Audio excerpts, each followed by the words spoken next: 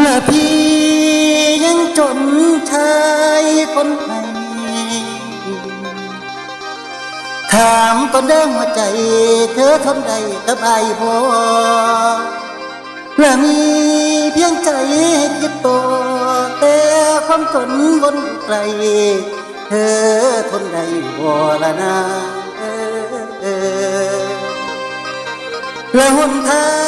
งหักอุปสรรคยังอยู่ข้างคือความทุกข์รังใจถ้าพี่ไว้บ่รอคำ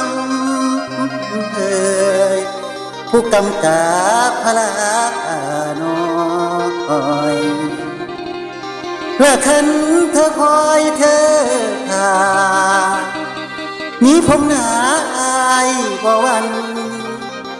สิสู้เพื่อฝันไว้และเจ้าเพียงเธอเบาว่าสิรอขอฟังคำ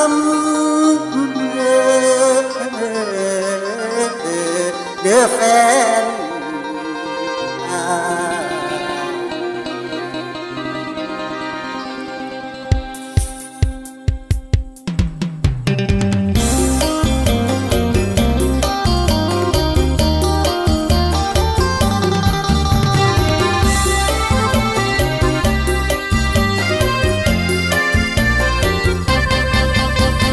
ขอ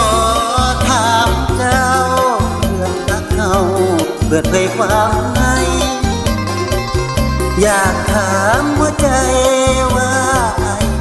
เจ้าทนได้บ่คืออุปสรรคของความรักที่ต้องให้รอหลายข่าวกลัวท้อเจ้าจะรอพี่ได้ไหมนะทุกอย่างบนเส้นทางคนจนวุ่นวายเธอทนได้ไหมถามหัวใจ